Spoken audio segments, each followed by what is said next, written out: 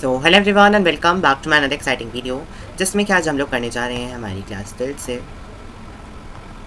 M even going to write over here class 12 biology chapter number 9 of latest biology book, जिसका name है biotechnology principles and processes. So already मैं ये वाला जो chapter है उसकी मैं जो डिटेल वीडियो है वो मैं पार्ट्स में अपने चैनल पर अपलोड ऑलरेडी कर रहा हूँ, लेकिन उसके साथ साथ मैंने सोचा कि मैं क्यों ना इसमें थोड़े ज़्यादा से ज़्यादा कॉन्सेप्ट कवर करके शॉर्ट में, जिसमें कि आपको बहुत ज़्यादा ज़रूरी है, वो वाली वीडियोस में मैं आपके को प्रोवाइड करूँ, जिसमें कि आप कम टाइम में ज़्यादा कॉन्सेप्ट से वो नॉलेज गेन कर पाएँ जो कि आपको एक्चुअल में याद रखनी है, क्योंकि पेपर में सारी चीज़ें नहीं आएंगी। कुछ इंपॉर्टेंट टॉपिक्स हैं, कुछ ऐसी चीज़ें हैं जो कि हमें बहुत ही ज़्यादा अच्छे तरीके से याद करनी होती है, वही आपको इस वीडियो में बताई भी जाएंगी।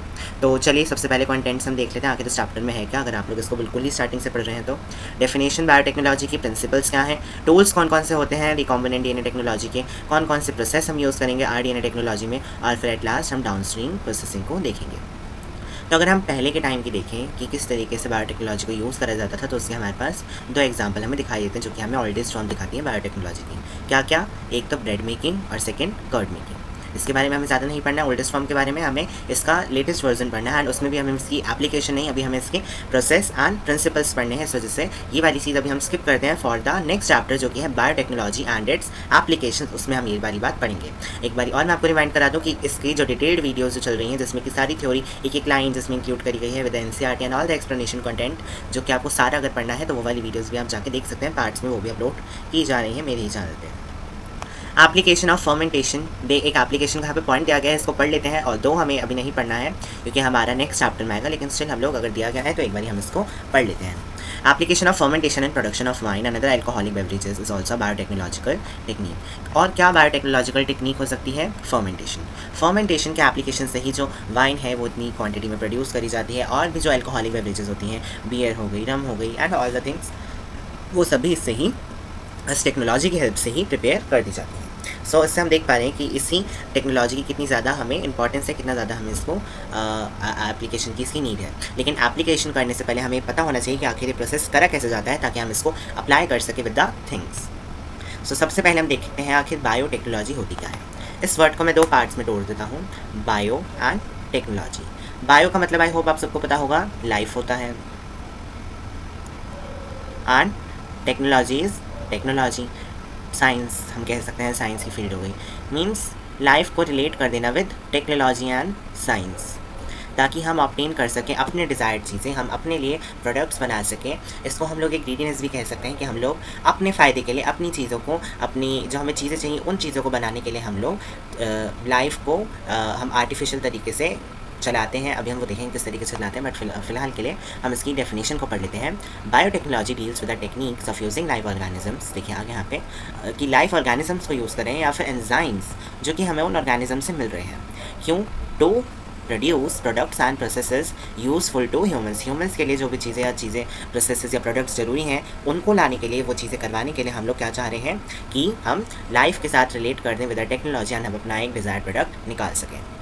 देन ये तो बहुत ही ज़्यादा इंपॉर्टेंट है। डायरेक्टली क्वेश्चन आप सीबीएसई बोर्ड या फिर कहीं भी और किसी भी नीट के पेपर में आपसे पूछ सकते हैं, कोई भी आप पेपर जो उसमें पूछा जाएगा, सब्जेक्टिव पेपर हो या ऑब्जेक्टिव पेपर हो, इस डेफिनेशन से कहीं ना कहीं से क्वेश्चन आता है that what is the definition of biotechnology given by EFB. EFB क्या है? European Federation of Biotechnology. इन्होंने अपने हिसाब से एक बहुत ही मॉडिफाइड, या हम लोग कह सकते हैं एक स्टैंडर्ड डेफिनेशन दी है। The integration of natural science को इंटीग्रेट कर देना with organisms, cells and parts thereof and molecular analogues for the products and services। Means एक लिविंग ऑर्गेनिज्म की ईच एंड एवरीथिंग, सेल्स हो चाहे उसकी बॉडी ऑर्गन्स हो या कुछ भी हो, या मॉलिकुलर लेवल तक हो, उस तक भी हम लोग रिलेट कर देते हैं, इंटीग्रेट कर देते हैं नेचुरल साइंस को उसके अंदर, ताकि हम लोग प्रोडक्ट्स और सर्विसेज निकाल सकें एंड ह्यूमंस उसको यूटिलाइज कर सकें। सो इसके प्रिंसिपल्स हमें दो ही पढ़ने हैं इस चैप्टर में, जैसे कि नाम है प्रिंसिपल्स एंड प्रोसेसेस। सब जो प्रिंसिपल्स वाला पार्ट है वो यहाँ से शुरू हो रहा है। प्रिंसिपल्स बायोटेक्नोलॉजी के दो ही होते हैं, कौन कौन से? Genetic engineering and maintenance of sterile environment, या फिर इसी को ही हम लोग बायो प्रोसेस इंजीनियरिंग भी कहते हैं। बायो प्रोसेस इंजीनियरिंग का मतलब ये होता है कि अगर हमने एक बायोरिक ऑर्गेनिज्म के अंदर अपना डिज़ायर्ड जीन कैसे भी लाके डाल दिया और वो हमारा डिज़ायर्ड प्रोडक्ट हमें दे भी रहा है निकाल के, तो हम चाहेंगे कि वो जो जीन हमने उसके अंदर डाला है मॉडिफाई करके, मॉडिफाइड जीन, वो उसके अंदर मेंटेन भी रहे। ऐसा नहीं है कि वो एक बार डल गया तो it is done with it, उसके अंदर वो मेंटेन भी करना चाहिए। इसलिए कहा जा रहा है in the sterile condition, sterile environment में, मतलब एक सिमिलर टाइप ऑफ इन्वायरमेंट हमें इसको प्रोवाइड करना पड़ेगा ताकि वो चीज़ उसके अंदर रहे। एंड जब वो डिवाइड करे, जब वो अपनी ऑफस्प्रिंग प्रोड्यूस करे, अपनी नेक्स्ट प्रोजेनी बनाए, तब वो जो जीन है, वो डिज़ायर्ड जीन है, वो उसकी प्रोजेनी के अंदर भी शिफ्ट हो जाए, ट्रांसफ़र हो जाए, मीन्स आगे उसकी नेक्स्ट जनरेशन को भी वो वाला जीन चला जाए। सो हमारी कोशिश यही रहेगी in the bio process engineering. And in the genetic engineering हम लोग पूरे स्टेप्स देखेंगे। सबसे बड़ा यही होता है हमारा कि उसको उस ऑर्गेनिज्म के अंदर, जैसे कि हमें वो प्रोडक्ट निकलवाना है, उसके अंदर हमें अपना मॉडिफाइड जीन डालना पड़ेगा। तब हम वही चीज़ जेनेटिक इंजीनियरिंग में देखेंगे। जेनेटिक इंजीनियरिंग आ जाते हैं इस पर, देखते हैं क्या बताते हैं इसमें। Techniques, it is not visible, wait a second. Techniques to alter the chemistry of genetic material, genetic material को ऑल्टर कर देना, और ऑल्टर भी किसको करना, उसकी केमिस्ट्री को, मीन्स उसके इनसाइड की जितनी भी चीज़ें हैं उनमें से किसी एक चीज़ को हमें मॉडिफाई कर देना है, ऑल्टर कर देना है विद द टेक्निक्स, और उसी टेक्निक को हम जेनेटिक इंजीनियरिंग कहेंगे। और किसको मॉडिफाई करना है हमें, डीएनए और आरएनए को। डीएनए और आरएनए की केमिस्ट्री जो है, उस केमिस्ट्री को हम लोगों को ऑल्टर करना है। इट इज़ एनी वन, इधर हम लोग डीएनए पे वर्क करेंगे या फिर हम लोग आरएनए पे वर्क करेंगे, लेकिन वर्क ऑलवेज एक ही चीज़ पे होगा। क्यों करें हैं, to introduce these host organisms, ताकि हम लोग वही जो मॉडिफाइड चीज़ हम लोग कर रहे हैं वो चीज़ उस होस्ट ऑर्गेनिज्म के अंदर हम लोग डाल सकें, इंट्रोड्यूस कर सकें उससे, एंड दस change the phenotype of host organism. अब हम सबको पता है जेनेटिक मटेरियल का डायरेक्ट इफेक्ट होता है फिनोटाइप पे, एंड जब हम लोग वो चीज़ करेंगे तो उसका फिनोटाइप भी ऑलमोस्ट चेंज ही हो जाने वाला है। अब मेंटेन कैसे करने वाले स्टेराइल इन्वायरमेंट या फिर बायो प्रोसेस इंजीनियरिंग के आप लोग यहाँ पे डेफिनेशन देखेंगे। जनरली इसे बायो प्रोसेस इंजीनियरिंग ही बोला गया है हर बुक में, तो आप लोग भी इसे उसी नेम से याद रखिएगा। दो यहाँ पे दिया गया है, बट स्टिल आप लोग वही नेम याद रखिएगा जो कि आपको आपके यहाँ पे बताया जा रहा है। C, maintenance of sterile ambiance means एक स्टेराइल इन्वायरमेंट को मेंटेन करना in the chemical engineering process, means जब हमारी जेनेटिक इंजीनियरिंग हो जाए उसके बाद हम लोग चाहेंगे कि हमने अब उसके अंदर होस्ट के अंदर जो हमारा आरडीएनए है, अभी आएगा आगे आरडीएनए होता क्या है, अगर आपने बिल्कुल नहीं पढ़ा तो आरडीएनए जब हमने एक होस्ट के अंदर डाल दिया तो हम चाहेंगे या वो उसके अंदर इफेक्ट भी तो शो करे, या फिर वो उस ऑर्गेनिज्म से हमें, माइक्रोब से हमें, उस होस्ट ऑर्गेनिज्म से हमें वो चीज़ निकाल के दे जो चीज़ हमें चाहिए उसके अंदर से। So to enable the growth of only the desired microbe और eukaryotic cell in the large quantity, हम चाहेंगे कि उसी ऑर्गेनिज्म की ग्रोथ हो या बहुत अच्छे से उसकी ग्रोथ हो, या फिर वो मेंटेन कर सके अपनी कंडीशन, ताकि वो हमें लार्ज क्वांटिटीज़ में प्रोड्यूस करके दे सके वो चीज़ जो हमें चाहिए। और जनरली बायोटेक्नोलॉजिकल प्रोडक्ट्स आखिर हमें चाहिए क्या क्या होते हैं, उनमें से आपको 3 नाम दिए गए हैं एनसीईआरटी में। नंबर 1 एंटीबायोटिक्स, नंबर 2 वैक्सीन्स, और नंबर 3 एंजाइम्स। यही 3 चीज़ें आप लोगों को याद भी रखनी है। I hope it is clear to you. Now the present day R DNA technology flourished after the work of, आज की आर डीएनए टेक्नोलॉजी कामयाब हो पाई है या फिर आगे बढ़ पाई है because of the work of 2 scientist. 2 scientist ने काम करा, तभी जाके आज हम लोग आरडीएनए टेक्नोलॉजी को आगे बढ़ा पा रहे हैं। कौन थे वो 2 scientist? Number 1 Stanley Cohen, number 2 Herb Boyer. ये पहले वो साइंटिस्ट थे जिन्होंने कि सक्सेसफुली इंसर्ट कर दिया था जेनेटिक मटेरियल एक जने का दूसरे जने में, to bring about the heterologous gene expression, ताकि वो अपने अकॉर्डिंग एक जीन एक्सप्रेशन ला सके। और वो कैसा जीन एक्सप्रेशन था? हेट्रोलॉगस। ये वाली बात आपको याद रखनी है। चलिए एनसीईआरटी में नहीं दिया गया है, बट फिर भी आप लोगों को ये वाली बात याद रखनी है अपने लिए कि इन्होंने किस तरीके का जीन एक्सप्रेशन दिया था, हेट्रोलॉगस। एंड हेट्रोलॉगस आप लोग ऑलरेडी अपने चैप्टर्स में पढ़ चुके हैं। Principles of inheritance and variation chapter आप लोगों को याद हो तो उसमें ये टर्म आप लोगों ने ऑलरेडी पढ़ा हुआ है। नहीं पढ़ा है तो मैंने भी अपनी वीडियोस में पढ़ा है, बाहर से जाके इसको समझ सकते हैं, बिकॉज देन ये अपने आप में ही बहुत लंबे कॉन्सेप्ट्स होते हैं, इस वजह से मैं यहाँ पे इसको नहीं बोलूँगा।